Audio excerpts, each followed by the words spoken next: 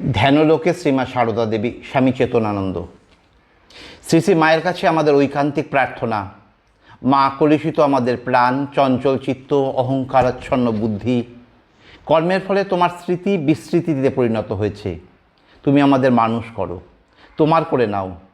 তুমি কৃপা করে অবগুণ্ঠন তোলে আমাদের দর্শন দাও, আর মায়ামোহের বন্ধন থেকে মুক্ত করে দাও। হে মা সারদা, তুমি শুভদা, জ্ঞানদা, বড়দা, অভয়া। মা তুমি করুণাময়ী, দয়া করে তোমার ওই অভয় চরণে আশ্রয় দাও। শ্রীমা সারদা এখন ধ্যানলোকে, আমাদের লোকচক্ষুর অন্তরালে। প্রায় 103 বছর হলো শ্রী শ্রী মা মর্তধাম ছেড়ে দিব্য ধামে চলে গিয়েছেন। এখন একমাত্র ধ্যানের দ্বারাই আমরা তাকে মানসপটে জীবন্ত করে তুলতে পারি। আমরা যাকে ভালোবাসি তার কথা চিন্তা করি। এই গভীর চিন্তার দ্বারা ধ্যেয়ের সত্তা ভেতরে আসে। শ্রী রামকৃষ্ণ বলেছেন, যে আমার চিন্তা করবে সে আমার ঐশ্বর্য লাভ করবে, যেমন পিতার ঐশ্বর্য পুত্র লাভ করে। আমার ঐশ্বর্য জ্ঞান, ভক্তি, বিবেক, বৈরাগ্য, শান্তি, সুখ, ভাব, মহাভাব, প্রেম, সমাধি। ছান্দোগ্য উপনিষদে সনত কুমার নারদকে ধ্যানের মহত্ব সম্বন্ধে উপদেশ দিয়েছিলেন। চিত্ত হইতে ধ্যান অবশ্যই শ্রেষ্ঠ। পৃথিবী যেন ধ্যানমগ্ন, অন্তরিক্ষ যেন ধ্যান নিরত, দুলোক যেন ধ্যানস্তিমিত, জল যেন ধ্যানস্তব্ধ, পর্বতসমূহ যেন ধ্যান নিমগ্ন, দেবসদৃশ মানবগণ যেন ধ্যানস্তিমিত। সুতরাং ইহলোকে যাহারা মানবোচিত মহত্ব লাভ করেন তারা যেন ধ্যান ফলের অংশভাগী হন। প্রত্যুত যাহারা ক্ষুদ্র তারা বিবাদ প্রিয়, পরদোষ ঘটক এবং পরদোষ প্রচারক হয়। আর যাহারা প্রভু গুণে ভূষিত তারা ধ্যান ফলের অংশভাগী হন। ধ্যানকে উপাসনা করো। সনত কুমার বড় সুন্দর কথা বলেছিলেন, ধ্যানম উপাস্যস্য। ব্রহ্মা বুদ্ধিতে ধ্যানের উপাসনা করো, তাহলে ধ্যানের যত দূর গতি তারও তত দূর যথেচ্ছ গতি হবে। আমাদের মন চঞ্চল, ধ্যান করতে বসলে মন বিভিন্ন স্থানে নানা বিষয়ে বহু ব্যক্তির মধ্যে দুরন্ত বেগে ছোটাছুটি করে। যোগশাস্ত্রে ও গীতায় চঞ্চল মনকে শান্ত করার দুটি উপায় নির্দিষ্ট হয়েছে, অভ্যাস ও বৈরাগ্য। দীর্ঘকাল নিরন্তর মনকে এক বিষয়ে ধরে রাখা কঠিন ও সাধন সাপেক্ষ। আমরা সিনেমা দেখতে ভালোবাসি, কারণ সিনেমার চিত্রগুলি ক্রমাগত পরিবর্তিত হয়।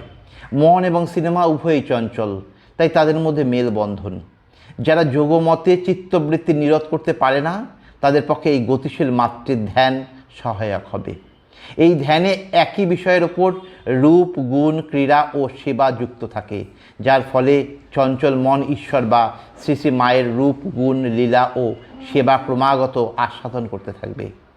এই গ্রন্থে শ্রী শ্রী মায়ের ধ্যানচিত্রগুলি স্থান, কাল, পাত্র সমেত আমাদের মানসপটে উজ্জ্বলভাবে প্রকাশিত হবে। আমরা শ্রী শ্রী মাকে বিভিন্ন স্থানে, বিভিন্ন কাজে, বিভিন্ন ব্যক্তির সঙ্গে দেখতে পাবো। শ্রী রামকৃষ্ণ সুন্দর বলেছেন, আমরা যতক্ষণ মাকে না দেখি ততক্ষণ ডাকতে থাকি। যখন মা আবির্ভূত হন তখন কি মাকে বলি, তুমি আমার সামনে বসো আর আমি চোখ বুজে তোমার ধ্যান করব? আমরা তখন চোখ খুলে মাকে দেখি আর আনন্দ করি। তুলি ক্যানভাসে নয়, কাগজ কলমে আমরা শ্রী শ্রী মায়ের দৈবী জীবন চিত্রিত করবার চেষ্টা করব, যাতে আমাদের মাতৃধ্যান সুগম, সুন্দর ও সুখপ্রদ হয়। অবশ্যই ধ্যানগুলিতে আমরা শ্রী শ্রী মায়ের সুখ, দুঃখ, জ্বালা, যন্ত্রণা, আপদ বিপদ, তীর্থ ভ্রমণ, সেবা, সমাধি প্রভৃতি চিত্র দেখব এবং সমভাবে অনুভব করব। মানুষের মন কিভাবে প্রিয়জন বা ইষ্টের সুখ দুঃখে যুক্ত হয় তার একটি উদাহরণ দিই।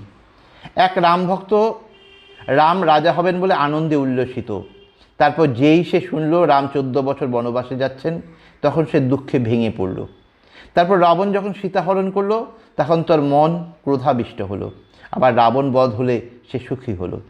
পুনরায় রাম রাজা হলে সে আনন্দিত হলো এবং সীতার বনবাস হলে দুঃখিত হলো। এইভাবে আমরা প্রিয়জনের সুখ দুঃখের সাথী হই এবং নিজেরাও তা অনুভব করতে থাকি। মনে পড়ে স্বামীজির 100 বর্ষ জয়ন্তীকালে এক বৃদ্ধ ভদ্রলোক অদ্বৈত আশ্রম থেকে স্বামীজির 75টি ছবি কিনে বাঁধিয়ে ঘরের দেয়ালে সাজিয়ে রাখেন। তিনি বলেছিলেন, দেখুন আমি এখন বৃদ্ধ, এক জায়গায় বসে ধ্যান জপ করতে পারি না।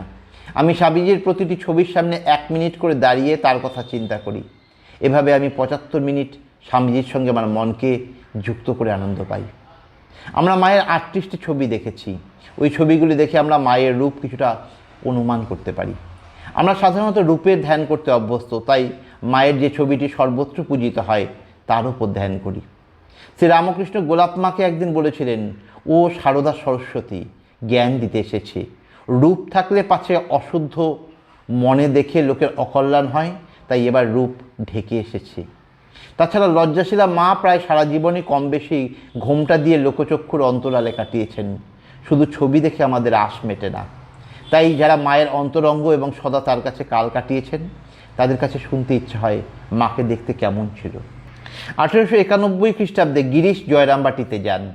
তখন একদিন দুপুরের আহারের সময় মা ঘোমটার আড়াল থেকে গিরিশকে বলেছেন, বাবা আরেকটু ভাত নাও, এতটুকু খেলে পেট ভরবে না, খিদে পাবে। মায়ের স্নেহপূর্ণ ব্যবহারে গিরিশ আপ্লুত হলেন। মায়ের লজ্জা ও পুরুষ ভক্তদের সঙ্গে সরাসরি কথা বলতে অনিচ্ছুক দেখে গিরিশ একদিন খেদ করে বলেন, মা তিনি হয়েছেন ছবি আর তুমি হয়েছ বৌমা।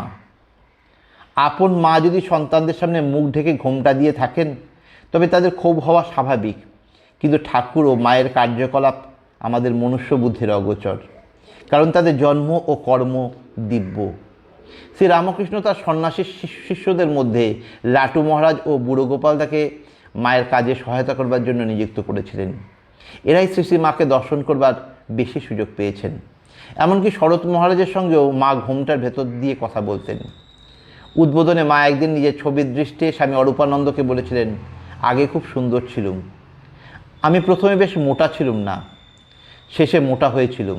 দক্ষিণেশ্বরে যখন ছিলুম তখন তো বার হতুম না, দাঁড়িয়ে দাঁড়িয়ে দরমার বেলার ফাঁক দিয়ে কীর্তনের আখর শুনতুম, পায়ে বাদ ধরে গেল। যখন ছবি ওঠায় তখন যোগিনীর খুব অসুখ, তার জন্য ভেবে ভেবে শরীর শুকিয়ে গেছিল।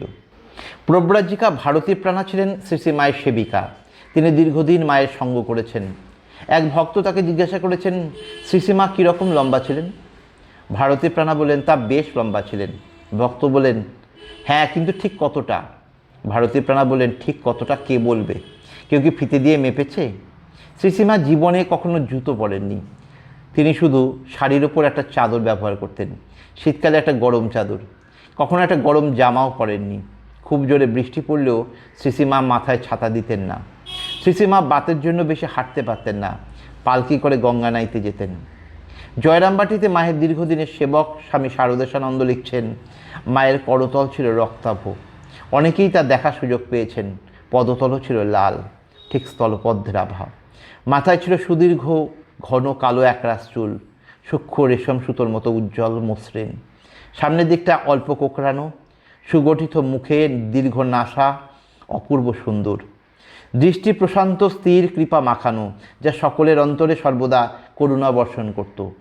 প্রশস্ত উজ্জ্বল কপাল, প্রসন্ন মুখ, দেখলেই চিত্ত শান্ত হয়। শ্যামগৌর রং প্রথমে ছিল উজ্জ্বল, শেষ বয়সে ম্লান হয়ে গিয়েছিল। চেহারা ছিল লম্বা, হাত পাও অপেক্ষাকৃত লম্বা। একটু বাঁদিকে কাত হয়ে চলতেন ধীরে ধীরে, পরে হাঁটুতে বাদ ধরেছিল। এই ধ্যানলোকে শ্রীমা সারদা দেবী গ্রন্থে আমরা 101টি প্রদীপ জেলে মাকে আরতি করেছি। আরতি শব্দটি খুবই তাৎপর্যপূর্ণ। মানে সম্যকরূপে সর্বতোভাবে, রতি মানে আসক্তি, তন্নিষ্ঠতা, প্রীতি, রাগ, অনুরাগ। এই আরতির উদ্দেশ্য মায়ের প্রতি যেন আমাদের অবিচলিত প্রীতি অনুরাগ থাকে। শ্রী শ্রী মায়ের কাছে আমাদের ঐকান্তিক প্রার্থনা, মা কলুষিত আমাদের প্রাণ, চঞ্চল চিত্ত, অন্ধকারাচ্ছন্ন বুদ্ধি। কর্মের ফলে তোমার স্মৃতি বিস্মৃতিতে পরিণত হয়েছে, তুমি আমাদের মানুষ করো, তোমার করে নাও। তুমি কৃপা করে অবগুণ্ঠন্তরে আমাদের দর্শন দাও, আর মায়ামোহের বন্ধন থেকে মুক্ত করে দাও। হে মা সারদা, তুমি শুভদা, জ্ঞানদা, বড়দা, অভয়া। মা তুমি করুণাময়ী, দয়া করে তোমার ওই অভয় চরণে আশ্রয় দাও। জয় মা।